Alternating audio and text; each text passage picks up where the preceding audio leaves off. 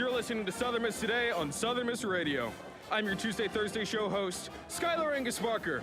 We've got a great show coming up with some information about Helen Rain talking about the lessons her grandfather tried to teach her, and Andrew Borelli gives a preview of the student prints.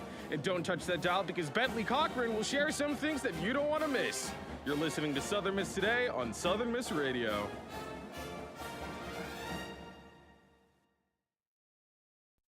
Research shows that audiences feel positively about businesses that underwrite programming on their community radio station. Research also shows that the audiences are likely to patronize businesses that support community radio programming. The audience also believes that businesses that support community radio care about their community.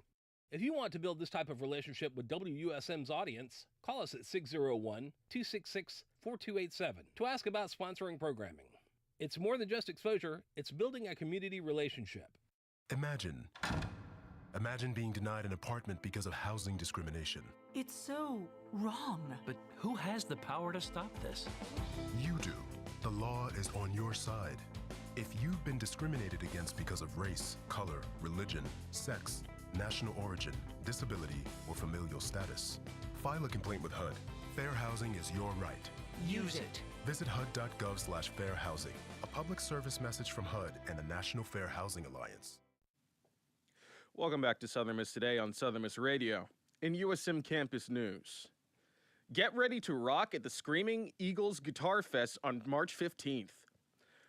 Calling all guitar enthusiasts, we've got a Screaming Eagles Guitar Fest on March 15th from 9 a.m. to 9 p.m. This event is open to professionals, students, amateurs, and anyone who loves the guitar.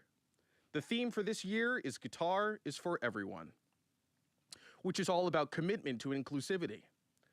Guitar Fest will have a full day to learn, connect, and be inspired by your peers and workshop leaders. Some workshops include how the classical guitar will help you shred with Southern Miss professor Nick Curlato, history of the blues guitar with Vassie Jackson, and the Gearheads presentation by Michael Boyd. Also, there will be multiple performances which will take center stage, which highlights including a high school showcase, and a Screaming Eagles Guitar Fest Pro Showcase concert. If you're interested, make sure to stop on by. Registration is now open. In Hattiesburg news, car crashes into ER entrance at Hattiesburg Merritt Wesley. A car crashed into the ER entrance at Merritt Health Wesley in Hattiesburg yesterday, sometime between 7 a.m. to 8 a.m. One vehicle drove into the ER entrance, which shattered the windows and doors, with the second vehicle was on the scene with a damage to the front bumper. The Hattiesburg police is still investigating the crash, and the hospital has not announced any closure or delay in medical services. In Mississippi news, Lieutenant Governor Delbert Hausman collapses at Mississippi Senate podium. At around 11 a.m. yesterday, Lieutenant Governor Delbert Hausman slumped over at his podium in microphone before falling to one side. Medical staff attended to him, and he was later seen walking out of the Capitol flanked by staff and security and got into a government vehicle. Senate Finance Chairman Josh Harkins, one of Hausman's top Senate lieutenants, had this to say: "I appreciate all the calls and text messages concerning Lieutenant Governor Hausman. As he walked out of the Capitol a little while ago, he looked at us and said, 'Hey, that last bill was awful.' He's doing well, and I know him. He will be and if I know him, he'll be trying to come back to the Capitol today." In national news, Trump claims expanded power over independent agencies. President Donald Trump signed an executive order on Tuesday which gives the president greater power over independent regulatory agencies. These agencies include Consumer Product Safety Commission, which issues recalls and safety warnings, the Securities and Exchange Commission, which oversees markets, and the Federal Deposit Insurance Corporation, which insures bank deposits. However, Trump's order has specifically exempted the Federal Reserve's Board of Governors and Open Market Committee. Daniel Farber, a law professor at University of California, Berkeley, stated this: "Given Trump's insistence on complete loyalty to him on the part of all government employees, This move is designed to extend his grip on the government to areas that previously have been nonpartisan. One result will be to give the president much more control over the financial sector, especially via the SEC. Farber also added that via the NLRB and FTC, Trump would also have more control over labor and trade, respectively. The ultimate result, he said, could be regulatory whiplash. We'll be right back with sports and weather after a word from our sponsors. Sponsorship comes from American Graphics. Located at 8 Commercial Warehouse Drive in Hattiesburg, American Graphics provides custom screen printing and embroidery. They can be reached by phone at 601-602-2277. And the website is goamericangraphics.com. American Graphics, printing at its finest. All right, son. Time to put out this campfire. Dad, we learned about this in school. Oh, did you now? Okay. What's first? Smokey Bear said to. First drown it with a bucket of water, then stir it with a shovel. Wow, you sound just like him. Then he said. If it's still warm, then do it again. Where can I learn all this? It's all on SmokeyBear.com with other wildfire prevention tips, because only you can prevent wildfires. Brought to you by the USDA Forest Service, your state forester, and the Ad Council. On Southern Miss Radio. Now for some sports. Southern Miss Athletics has some announcements. Your men's basketball Golden Eagles are back at Reed Green Coliseum tonight against Coastal Carolina at 7 p.m. They return to the Greenhouse on Saturday night at 7 p.m. as they take on rival Louisiana in a whiteout. We will have free whiteout t-shirts while supplies last. Your beach volleyball squad hosts their first of 2 home tournaments of 2025 this weekend. Admission is free. Super Saturday is back this Saturday, February 22nd, and we kick off Super Saturday 2025 at the Pete as your Golden Eagles take on the Louisiana Tech Bulldogs at 2 p.m. Gates will open at noon. Head on over to beach volleyball once the baseball game ends as your Golden Eagles take on Florida State at 2:30 p.m., LSU at 4:40 p.m., and close out our 2025 Super Saturday slate with Spring Hill College at 9 o'clock p.m. Admission is free. After baseball and in between beach volleyball matches, join us at Reed Green Coliseum as the men's basketball team takes on the Louisiana Ragin' Cajuns at 7 o'clock p.m. in a whiteout. We'll have free whiteout t-shirts while supplies last. To keep up with all the Golden Eagles sports activities, head on over to southernmiss.com. Now on for your weather. Clouds won't be staying long today, as it's going to be a sunny afternoon later today. Highs will be in the lower 40s, and our lows will be in the low 20s. If that couldn't be bad enough, our north winds will make it feel much colder, so make sure to bring a jacket if you're going outside. We're going to have some similar weather on Friday, with the highs and lows being about the same. Saturday will be mostly sunny skies with highs in the upper 50s and lows in the lower 30s. And our Sunday has a 40% chance of showers with highs in the mid-50s and lows in the mid-30s. Up next, we have Helen Rain talking about the lessons her grandfather tried to teach her. Check it out. This is Mississippi Moments, produced by the Center for Oral History and Cultural Heritage at the University of Southern Mississippi and supported by the Mississippi Humanities Council. I'm Bill Ellison. Natchez native Helen Rain has witnessed many changes during her lifetime. She recalls taking walks with friends, stargazing, and her grandfather and the lessons he tried to teach her. When I was a child, we ran all over Natchez. It was kind of characteristic for everybody to walk in those days. Grandfather would come home from work when we were children, and we'd all walk over to the river to watch the sunset. And grandfather was interested in the stars, and he would try to show us where the Big Dipper was, and we could find the North Star, but he would try to show us the other. Grandfather was stern, but thought it was important that children get educations. Grandfather used to think nothing had changed like it had changed in his lifetime because they got the telephone and the airplane and the automobile and all that. But I feel the same way because we've gotten such advances in medicine, we've gotten the computers and the televisions. It boggles the mind to me that man has advanced so much. Bill Ellison hosts Voices of Our People World War II, a new podcast from Mississippi Moments, sponsored by the Mississippi Humanities Council. That's Voices of Our People World War II, wherever you get your podcasts. That was Helen Rain. Coming up, we've got a special guest that you don't want to miss. Wake up and text. Text and eat. Text and meet up with a friend you haven't seen in forever. Hi. Oh, hey. Text and complain that they're on their phone the whole time. Text and listen to them complain that you're on your phone the whole time. Text and whatever.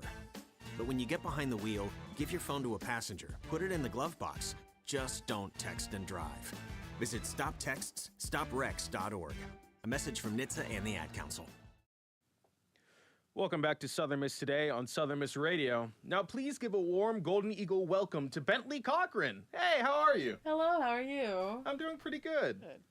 So, first and foremost, for anyone who doesn't know you, can you tell us a little bit about yourself?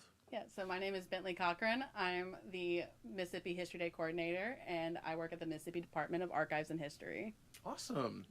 So, I was doing a bit of research and found out that you're also an assistant project director for the Freedom Summer 60 Years Later project. Is that true? Yes. Can you tell us a little bit about that? Yes, so the Freedom Summer 60 Years Later project was a 1-week professional development we did this past summer where we brought 60 teachers from across the country to Mississippi in order to learn more about the 1964 Freedom Summer, which, in short, is basically college students from across the country came to Mississippi to help with voter registration, the Mississippi Freedom Democratic Party, and freedom schools. So we basically brought them here to Mississippi so that they can experience history at the places that it happened. Right. And talk to civil rights veterans such as Hezekiah Watkins, who is the youngest freedom rider that was ever arrested at 14 years old. Wow. Yeah, so we have him on staff at our museums in Jackson. So they enjoyed speaking to him and had a lot of fun while also learning a tragic history. But it was a history that played into the larger role of civil rights, and that was our main goal. And we did it with the National Endowment for Humanities, Landmarks of American History and Culture program or grant. That's awesome. Yeah. Did you have like a favorite memory while you were working at your time there? Yeah, so my favorite memory was actually getting to spend time with the teachers, and because we had a teacher from Puerto Rico, from California, from all the way up north in Wisconsin, and so we had teachers and other History Day coordinators from all over, and just getting to hear their experiences and how they have to teach in their schools and how it's different from our Mississippi teachers that we work with. Yeah. So that was my favorite memory, was just spending the 2 weeks with all of them. Yeah, that's amazing. Yeah. I love that. And I also understand that you're alumni from USM. Can you tell us about that? Southern Miss to the top. Yeah. Yeah, I had a mentor who is a Southern Miss alum, and so that positive reinforcement about the school just kind of pushed me here. Plus, when History Day was here at USM for state contest, I would come here when I participated. So I got to have those happy memories here, and it just pushed me to come here.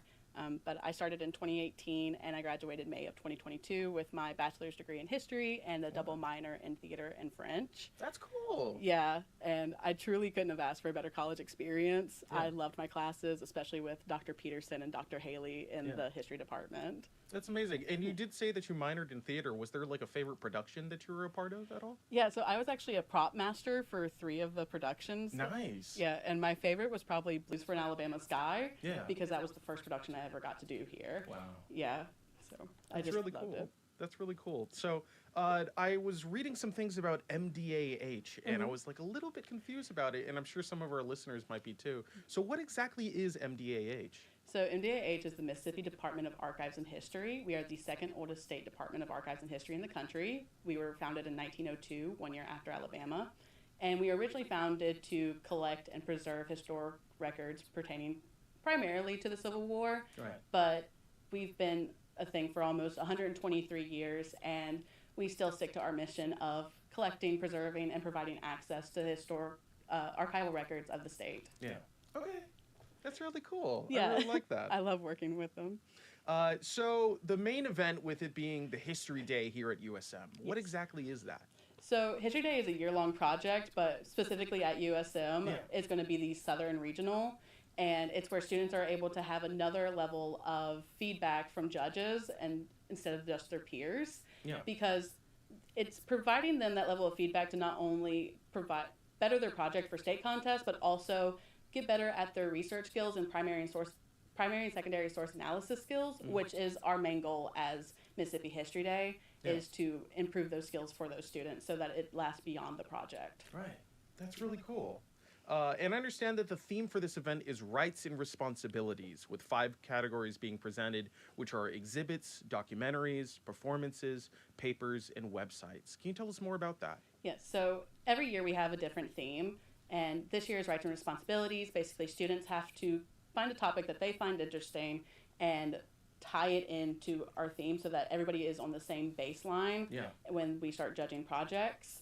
And so this year with rights and responsibilities, they have to find a right in its creation or being taken away or when it was broken, and the responsibilities tied to it. So in one of the instances is worker safety rights, and how maybe those get taken away or broken, and then they have to figure out the company's responsibility to those workers and keeping them safe. I don't want to give specific examples simply because they're still competing with their projects. Yes, of course.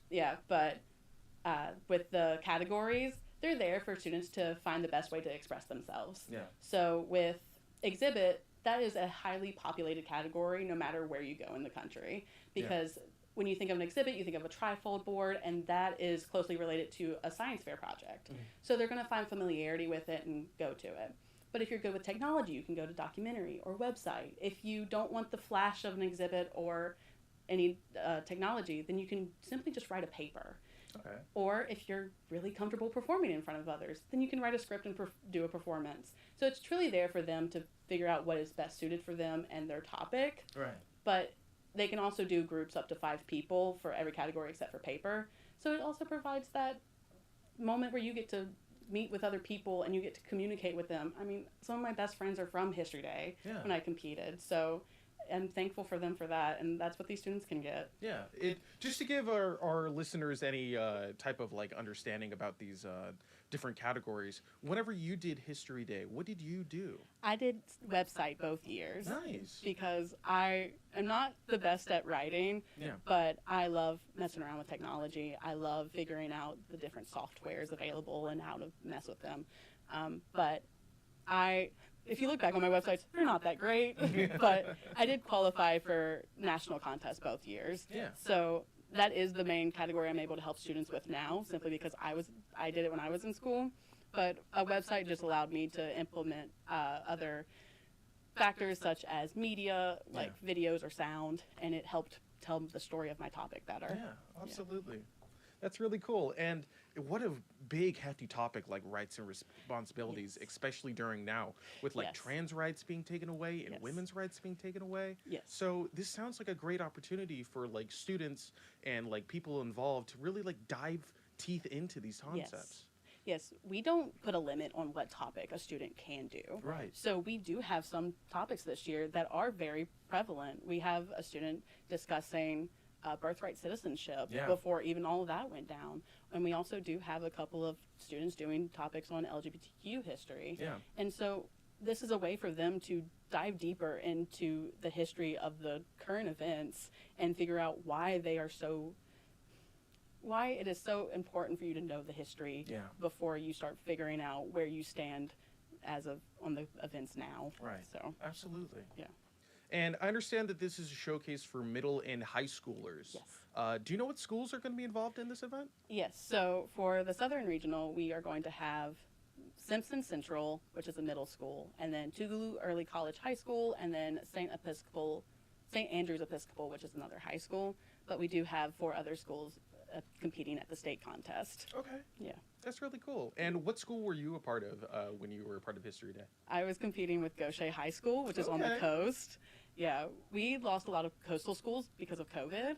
And so now that's one of my biggest things is trying to get back those coastal schools because those were our hard hitters. And I am proud to say that I came from a pretty nice school when it came to History Day. We kind of swept the competition.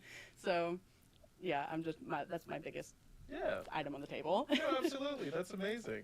And it's great to be able to have like members of the coast come on down to events like this, because it's like sometimes we get talked about, but a lot of times it's not really talked about a lot. Yeah, I mean, a lot of people don't even know where Gaucher is half the time. Exactly. Like when I attended here, I would say I'm from Gaucher, and they'd be like, I don't know where that's at. And I'm like, it's about 30 minutes of Biloxi, if you know where that is, and if you don't, then I don't know how to help you. Yeah. But basically, I just described where I grew up as there was a beach in every city around me except for my city. Yeah. And I love for those students who live on the coast to come travel up here, travel to USM, and then for state they get to travel to Jackson, and they get to experience the 2 museums up there, which is 4 hours away, so that's too far for a field trip more than likely. So it's just providing those opportunities for them. Yeah, absolutely. And is this event open to just students, or is it anyone that's interested in this event? Can they show up? So they can show up. It is based on category. So for paper, it's only the student and the judges that can be in the room. Yeah, absolutely. But for documentary, that's open to anybody to come through. So it's just really category by category. Yeah. And is this split up like on different days of the event, or is it just like split up in different time slots? It's just split up in different time slots. We try to get it all done in one day. Awesome. And do you know the time slots for like when people can show up to the documentaries and the performances? Can people show up to that? Yes. I don't have a time as of right now, but I do know the competition starts at 9 o'clock. Okay. Yeah, and it ends at about 12. So. Okay. Awesome. And I know that we're running a little low on time, but is there anything else you would like to share with our listeners? If you are currently a student or going to school to become a teacher, please consider doing History Day in your classroom. It is one of the best things that a student can be offered. It was something that changed my life. It helped me pick my degree in college and the career I'm in now, and I'm not the only success story. And you wouldn't have to do it alone. I would be there to help you. So you don't have to do this by yourself, and why not give those students a chance to discover more and be more? Yeah, absolutely. I love that. Thanks. So thank you so much, Bently Cochran, for coming on today and providing a voice for our Eagles. Thank you. Coming up, we've got Andrew Borelli gives a preview of the student prints for this week. Check it out. Hey everybody, this is Andrew Borelli, the editorial director of the student prints, inviting you all to pick up a copy of the prints when it hits the shelves on Thursday morning. A few notable articles this week include a look at a book about Vernon Dahmer, who was a legendary civil rights leader in Hattiesburg. We also have a look at the program reviews going on at Southern Miss and how they'll affect education at the university in the next few years. We also have a look at Kappa Delta's Shamrock Super Bowl that was held this past weekend. We also have coverage of the Southern Miss Pickleball Club finally launching at Southern Miss. And on the other hand, we also have coverage of this week's baseball action against Lafayette and number 18 Mississippi State. I invite you all to pick up a copy of the prints, which can be found in just about every building on campus, including the Liberal Arts Building, College Hall, Southern Hall, the Johnson Science Tower, the Chain Center, and now, starting this semester, residence halls like Wilbur Hall, Hillcrest Hall, and Central Park North Learning Center.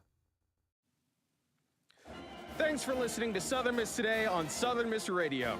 Huge thanks to Seb Hodges, our audio engineer, and Meadow Smith, our video engineer, for keeping this bird flying. Big shout out to our assistant producer, Sam Romeo, and our program director, Adeline Fields, as well as our executive producer, Ore Ide, and our GM, Dr. Wilbur Martin. Don't forget to follow SM2 Media on social media. I'm your Tuesday, Thursday show host, Skylar Angus.